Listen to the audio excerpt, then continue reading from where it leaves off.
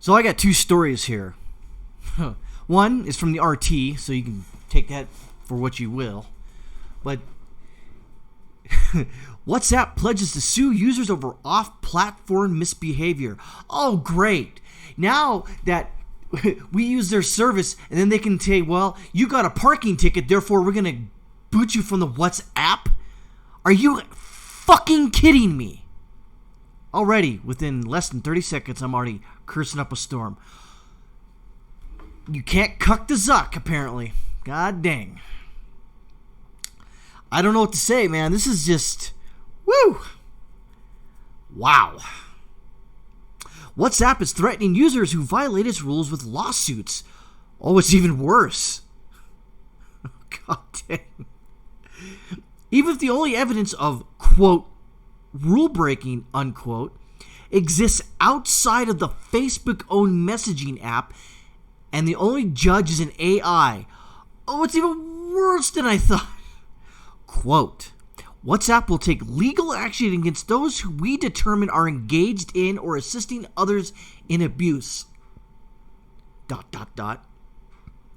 Even if that determination is based on information solely available to us off our platform, unquote. The company warned in an anonymous FAQ entry posted on Monday. Holy shinola. I mean, wow. Off-platform evidence on ban-worthy behaviors, including, quote, automated or bulk messaging or non-personal use, could trigger not just, quote, technological enforcement, unquote, but legal repercussions, the Post warned. And woe betide those users caught bragging off-platform about their ability to evade the rules. WhatsApp boasted it can ban users, quote, based on machine learning classifiers, quote, unquote, alone, and will continue to do so. What the hell is non-personal use? Is that business use? What the hell does that mean? That just seems a little weird. While the announcement repeatedly cited bulk messaging and spamming, here it comes, boys and girls, as key abusive behaviors, users have been banned for less. Merely adding people not on a user's contact list to a group chat or sending messages to unknown users has gotten people booted from the platform. Good frickin' God. WhatsApp did not explain, of course they didn't, how it proposes to crawl the web looking for evidence of terms of service violations. They have ways of doing it, my friend. But with parent company Facebook's surveillance tools, see, you can't get away from us, yeah? At its disposal, it has plenty of options.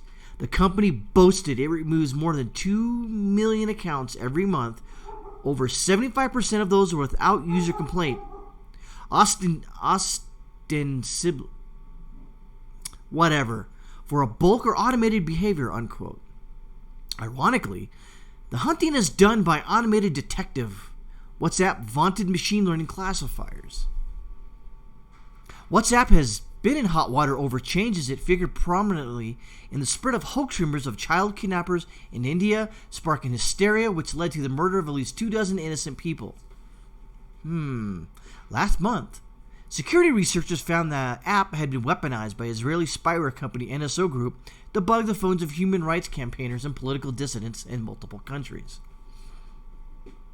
WhatsApp isn't the only social media platform to claim dominion over its users' off-platform behavior. In 2017, Twitter announced it would begin surveilling users' activity, quote, on and off the platform, unquote, and give them the boot if they associated themselves with violent organizations. Really, Twitter? What about Antifa that's still the frickin' frick on there?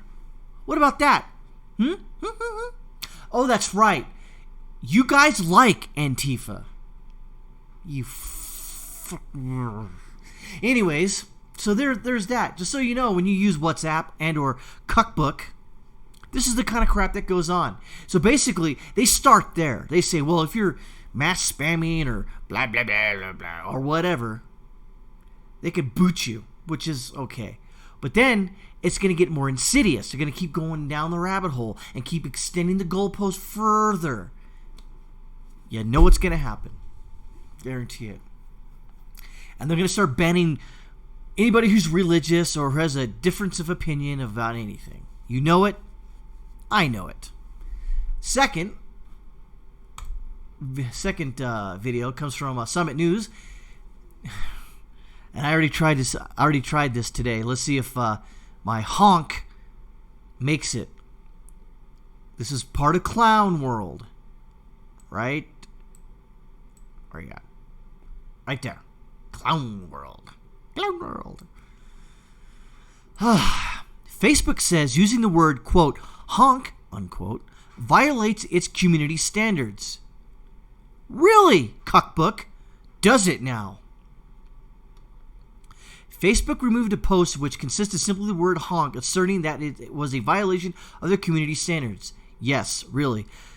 The use of the word stems from the Clown World meme, a nihilistic position many on the right are taking in light of society and a grip of progressive degeneracy run amok. Apparently, it's now verboten to even allude to the meme on Facebook. Awesome.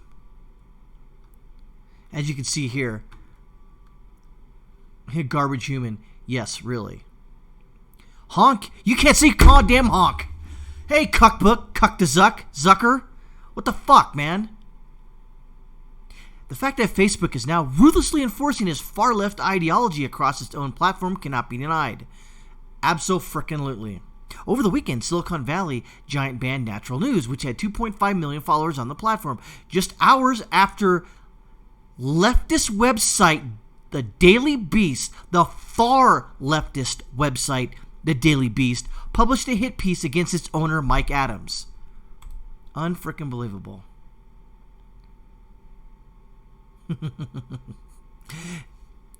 Last month, Facebook banned Paul Joseph Watson, along with a number of other conservative commentators for no specific reason whatsoever. Yep. Facebook is now clearly operating as a publisher, not a platform, in violation of the Telecommunications Act of 1996 and is engaging in flagrant election meddling. Abso-frickin-lutely. There you go. There you go. Copy. Part of the description. Will the Trump administration do anything about it, or will his base continue to be placated by meaningless tweets which aren't followed by any real action?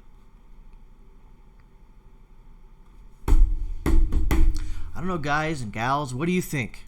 These two stories. Facebook is operating, like Paul Joseph Watson stated, and I honestly believe it as well, as a platform, or as a publisher, not a platform. So what do? I don't know. But all I can think is this.